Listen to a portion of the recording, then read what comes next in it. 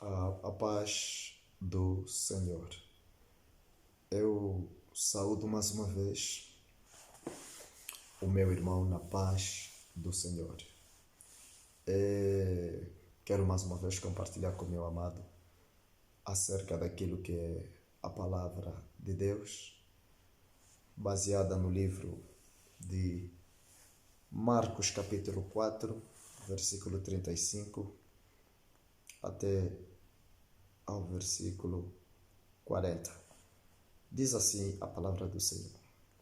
Naquele mesmo dia, ao cair da tarde, pediu aos seus discípulos: passemos para a outra margem. Eles então, despedindo-se da multidão, o levaram no barco, assim como estava, e outros barcos o seguiam. Aconteceu que, levando-se um tremendo vendaval, e as grandes ondas se jogavam para dentro do barco, de maneira que este fosse se enchendo de água. Jesus estava na popa, dormindo com a cabeça sobre o travesseiro, e os discípulos despertaram e suplicaram: Mestre, não te importa que pereçamos? Então ele se levantou, repreendeu o vento e ordenou ao mar: Aquieta-te e silencia-te. E logo o vento serenou e houve completa abundância. E indagou aos seus discípulos: Por que sois covardes? Ainda não tendes fé? Ok. Louvado seja o nome do Senhor. O tema nesta manhã que estarei a trazer como exaltação é descansar no Senhor. Descansar no Senhor. Nós sabemos que quando falamos da expressão descansar, descansar significa ter um sítio onde nós nos regozijamos, onde nós... Normalmente a linguagem simples, quando falamos de descansar, é dormir. Dormir. Significa descansar é dormir ou repousar em algum sítio para encontrar a tranquilidade. Agora, Senhor, nós sabemos que o Senhor é uma autoridade. É uma autoridade. Um pai de família é um Senhor. Um chefe de trabalho é um Senhor. Um pastor, líder eclesiástico é um Senhor. Um presidente é um Senhor.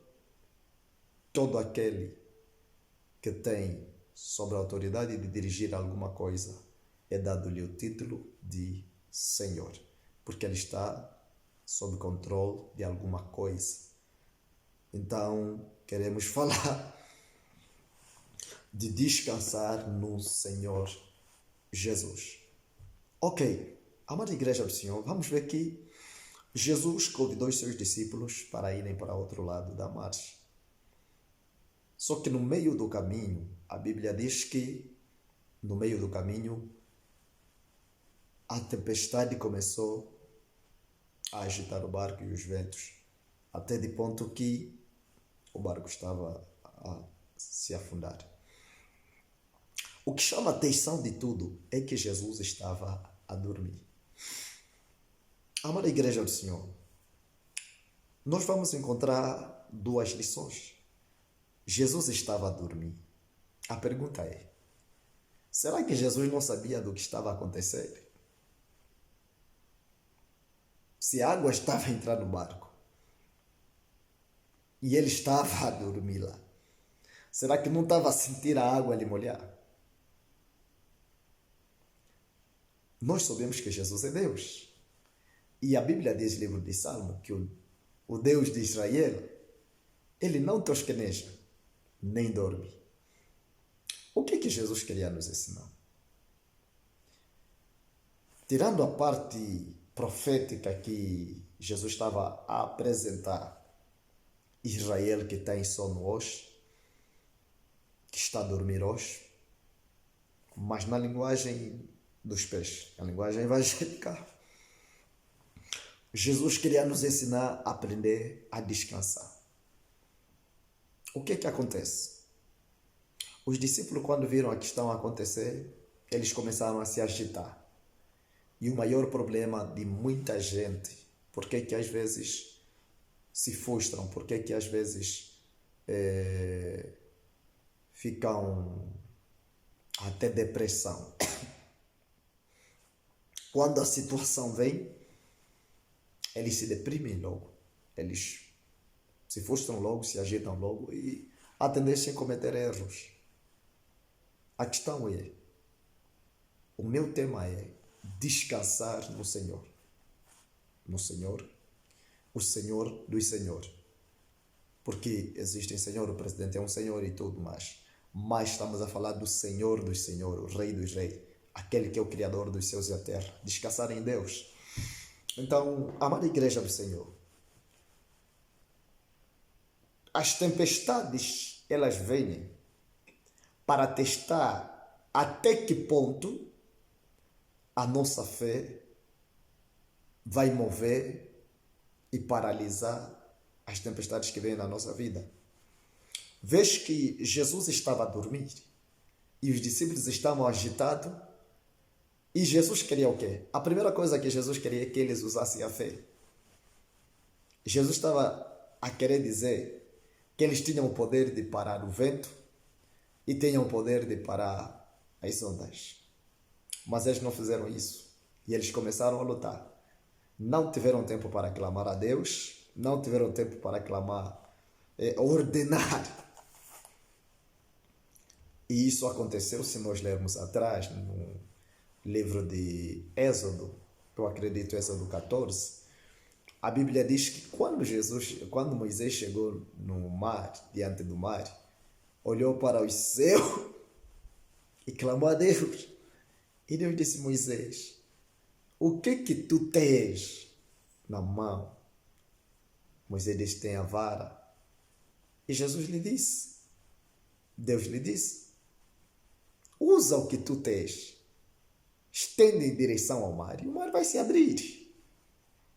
A autoridade de abrir o mar já estava com Moisés, era a vara. E nós, ao lermos Lucas capítulo 10, verso 19, a Bíblia diz: foi-nos dado poder e autoridade para ordenar, para mandar. Significa que Jesus queria nos ensinar a dominar, a mandar. Deus nos deu autoridade para paralisar as tempestades, para paralisar as ondas, de maneira que não possam impedir a nossa caminhada até o destino. Por quê? Porque nós temos o convite de ir para outro lado. Deus sabe muito bem que tem tempestades no meio do caminho, tem as ondas dentro do caminho, mas a tendência não é paralisar o barco. A tendência é aprender, primeiro, a descansar no Senhor e, segundo, a exercer a nossa fé. O que acontece? Se você não tiver fé em meio à tempestade, você não vai dormir. Olha o que a Bíblia diz no livro de Salmos: descansa no Senhor e Ele tudo fará. Jesus estava a descansar porque sabia que tudo já estava resolvido e aquilo não tinha domínio sobre ele. E ele queria ensinar aos discípulos que não era coisa de se espantar, era só coisa de ordenar. Mar, para. Vento, acalma-te. E Jesus nos deu esse poder de acalmar e paralisar as tempestades e todas as atmosferas satânicas. Por isso que a Bíblia diz, Isaías 43, os primeiros versículos: andarás no fogo e não te queimarás. Andarás no mar e não te afundarás. E Jesus sabia que os discípulos sabiam isso porque eles tinham a lei, tinham a Torá e tinham conhecimento porque era a antiga aliança. Então Deus já disse que andarás no fogo, não te queimarás. Andarás pelo mar e não te afundarás. E eles estavam a afundar. Será que esse Deus mentiu? Não, Deus não mentiu. Deus queria que aquilo que eles aprenderam exercessem naquele momento. Porque o problema maior, o ouvir é bom. Mas, querido, a maior escola para praticar o que você aprendeu é no deserto. E eu quero lhe dizer que deserto nunca foi lugar de fome. Deserto é lugar de você exercer a tua fé e descansar no Senhor. Não é lugar de você se estressar-se, que o mundo todo tem que saber que você está a sofrer, você está a passar mal, você não comeu, você... Olha para a mulher Suneia. O filho morreu, o servo, Elias, pergunta para ela o que estava a acontecer e ela responde que está tudo bem. Olha o que a mulher diz. Imagina, deixou filho e casa morto. Mas o servo está a lhe perguntar. E ela disse que estava tudo bem. Ela entendeu que o problema não era resolver com Elias. O problema era resolver com o homem que lhe deu esse filho, que disse, vais ter filho. Então, o que acontece? O nosso problema não é com os homens, porque a tendência dos homens é ouvir os nossos problemas e nos jogarem e começarem a nos sujar. Você quando está quando você está a passar no deserto, é ali onde você deve exercer a tua fé. Primeira coisa, descansar no Senhor. A Bíblia diz, descansa no Senhor e Ele tudo fará. E a Bíblia diz, se tiver fé no tamanho de um grão de mostarda, dirás à montanha, aparta-te dali, vai para o mar, e ela obedecerá. Obedecerá por quê? Obedecerá por causa da fé. Significa que a fé move montanha. A fé paralisa toda a tempestade em meio ao deserto. Por isso que Ezequiel capítulo 37, Deus não faz com que os ossos secos voltassem à vida. Mas ele usa o profeta, porque sabia que meteu poder dentro do profeta, para ordenar as coisas terem vida. Deus te deu o poder para ordenar as coisas terem vida. Deus te deu o poder para ativar as coisas que estão mortas a terem vida, e as coisas que estão a complicar a tua vida, a se organizar, a se endireitar. Olha o que o profeta diz. Primeira coisa, os ossos voltaram a se organizar. O que quer dizer? Que você tem o poder de organizar tudo que o diabo destabilizou na tua vida. Isso não é Deus que vai resolver, é você, porque Deus já te deu esse poder. Deus te deu esse poder para você organizar o que o diabo destabilizou na tua vida. Ele ordenou para que os ossos se juntassem. Primeiro os ossos se juntaram. Depois veio a pele. As veias. Só depois de tudo é que o fôlego de vida veio aos quatro cantos. Aos quatro cantos ele ordenou que o espírito viesse aos quatro cantos e entrasse dentro do cadáver, que se juntou, que eram vales de ossos secos. Então, igreja, por que Jesus chamou os discípulos de covarde? Chamou os discípulos de covarde porque era o momento exato deles exercerem o que aprenderam com ele. Você não pode só se alegrar na abundância. Você, quando está tudo bem, você se alegra. Quando está tudo mal, todo mundo tem que saber que você está sofrendo. Deus não te disse isso.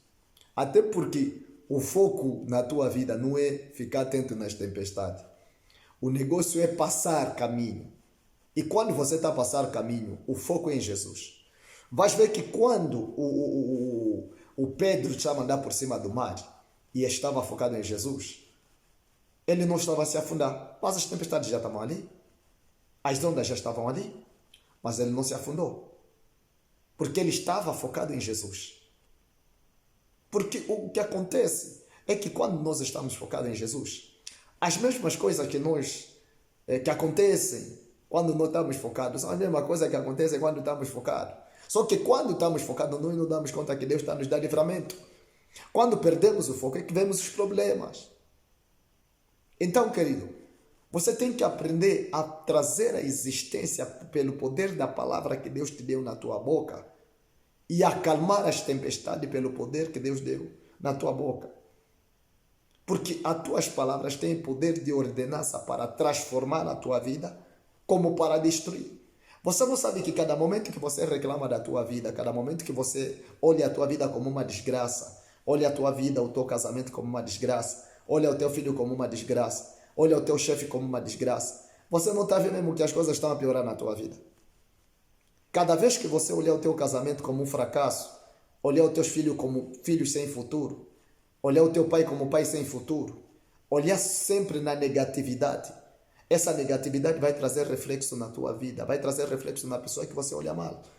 Mas quando você exercer o poder que te foi dado bem, que é o poder da existência, que é o poder de organizar as coisas, assim como os ossos começaram a se organizar e depois entrou nele o fôlego de vida, esse mesmo poder que o profeta teve é o mesmo poder que você teve. Por isso que Jesus chamou os discípulos de covarde, porque era o momento de exercerem aquilo que eles aprenderam com ele e não queriam exercer e começaram a lutar. E Jesus estava a dormir. E Jesus queria lhe ensinar o quê? A descansar. Um filho de Deus tem que aprender a descansar em Deus. Você tem que confiar em Deus. Você tem que viver tranquilamente em Deus. Tem que confiar em Deus. E tem que confiar que com Deus você já venceu. Com Deus você não é derrotado. Com Deus não existe derrota para um filho de Deus. Não existe fracasso para um filho de Deus. Não existe dessa vez o diabo venceu. É mentira. Não aceita o diabo manipular a tua mente. Quando você tem Jesus, você é mais do que vencedor. Não existe fracasso, não existe derrota, não existe isso. A não ser que você tenha escolhas que não consultou a Deus. A não ser que você tenha escolha que não entregaste na mão de Deus e passaste em frente. E a Bíblia diz, Salmos 37, a Bíblia diz que confia no Senhor e Ele te sustentará. Deleita-te no Senhor e Ele tudo fará. Significa, quando você deleita-te no Senhor, quando você tem prazer de estar na presença do Senhor, tudo acontece na tua vida de bom. A saúde vem, a alegria vem, a paz vem, o dinheiro vem. Porque quem traz a ordenança do dinheiro, a existência do dinheiro na tua vida é você. Deus já te deu o poder para você trazer a existência do dinheiro na tua vida. Deus já te deu o poder para você trazer a existência da saúde na tua vida. Deus já te deu a existência de trazer, já te deu o poder de trazer a existência de tudo quanto você quer na tua vida. Apenas o que Deus quer que você faça? Exercer. O deserto nunca foi lugar de fome. O deserto é lugar de abundância. O deserto é lugar de comida. Significa que quando você estás no deserto e exerce a fé e descansas no Senhor, o diabo não vai brincar contigo. Por quê? Porque deserto nunca foi lugar de fome. Elias, 1 Reis capítulo 17, estava no deserto a ser alimentado pelos corvos e de lado tinha água no deserto. No deserto, irmão, no deserto. No deserto. O momento mais complicado em Israel, que havia seca. A viúva estava a comer. Na casa dela não fartou azeite, não fartou farinha. Em meio ao deserto, quando o povo de Israel estava no deserto, não fartou comida. A maná estava lá e a carne estava lá para eles comerem. Deserto não é lugar de fome, deserto é lugar de comer bem.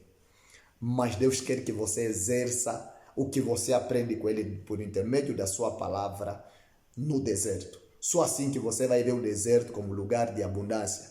Porque para muitos deserto é lugar de fome, é lugar de sofrimento, é lugar de desgraça. Não, deserto não é o lugar de sofrimento. Deus não te disse isso. Deus disse, passarás no fogo, não te queimarás. Significa, estás a passar no fogo, você não está a ver o fogo. Você vai se espantar, você já passou no fogo. Estás a passar no mar, não estás a se afundar porque você vai se espantar, você já passou no mar e não te afundaste. Isso é viver bem no deserto. Deserto não é lugar de sofrimento, porque muitos encaram o deserto como lugar de sofrimento. Querido, eu com o tempo que eu aceitei Jesus, eu também pensava que deserto era lugar de fome. Mas eu comecei a entender, Deus começou a me fazer entender que deserto nunca foi lugar de fome. Os grandes milagres aconteceram no deserto. Por isso que vamos ver que o Elias comeu bem no deserto, o povo de Israel comeu a maná e a carne no deserto, e a multiplicação dos pães aconteceram no deserto. Um sítio onde não havia praça, um sítio onde não havia vendedor de pão nem de farinha, é aí onde comeram mais de 5.000 pessoas 5 pães e 2 peixes se multiplicaram. Deserto não é lugar de fome. Deserto é lugar de milagre. Querido, desperta. Deserto não é lugar de fome. Não aceita o diabo manipular a tua mente. Não aceita passar numa prova que Deus não te colocou, porque muitos estão a passar na prova do diabo. Até porque a Bíblia diz que Deus nunca provou ninguém. Deus não quer que você fique focalizado no deserto. Deus quer que você fique focalizado nele. Descansa nele. Ande, viva a vida, profetiza. Tá mal a situação, profetiza que a situação venha a teu favor. Não olha, não perca tempo. O diabo gosta de aproveitar até muitos filhos de Deus. Deserto não é lugar de fome, querido. Ninguém te minta. Deserto é lugar mesmo de comer bem e viver bem.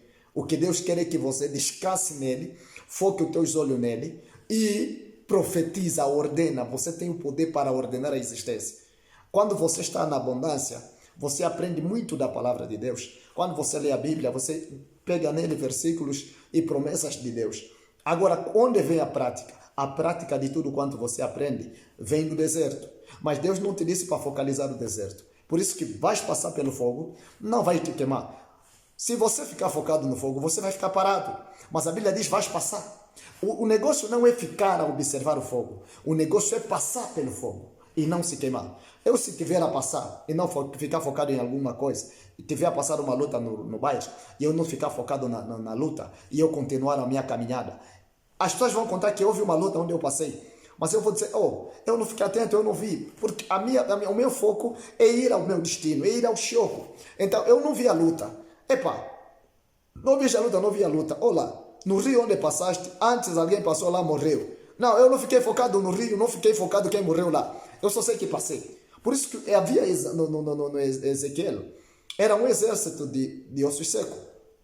Era um vale de ossos secos. Porque muitos exércitos, muitos soldados passaram por lá e morreram por lá. Mas Deus disse ao profeta,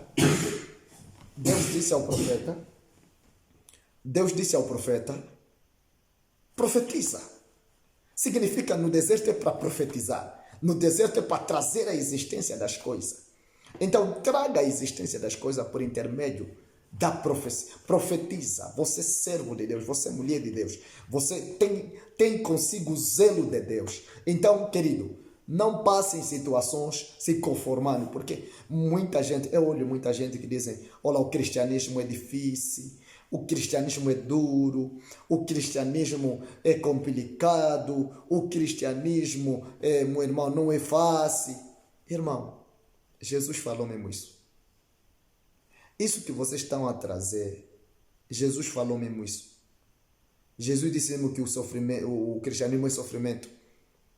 Jesus falou mesmo que o cristianismo é complicado.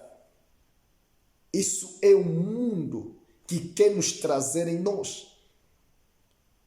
É incrível que o mundo quer nos trazer uma realidade do cristianismo que não é. Querido, uma luta que não é tua, alguém já venceu por ti. Qual é o vale que você está passando? Uma luta que não é tua. Jesus já venceu tudo. Você está andando numa escada de vitória. É uma coisa que você só está lá para confirmar. Já lutaram por ti. A Bíblia diz que somos mais do que vencedores em Cristo Jesus. Romanos capítulo 8, versículo 37. Se somos mais do que vencedores, qual é a necessidade de passar num vale que Deus nem preparou para ti? Se você está numa escada que te leva direito à vitória, porque você já é vitorioso a partir do momento que você aceitou Jesus Cristo. Então, querido, acorda, desperta. O que Deus quer é que no deserto você não sofra, mas viva a mão milagrosa de Deus. Deus quer que você descanse nele, confie nele e viva a mão milagrosa de Deus na tua vida em meio ao deserto. Deixa de focar nas situações, nos problemas. Esse não é teu trabalho. Foca na grandeza de Deus na tua vida. Que Deus abençoe você, em nome de Jesus. Aprenda a descansar no Senhor. Amém? Glória a Deus.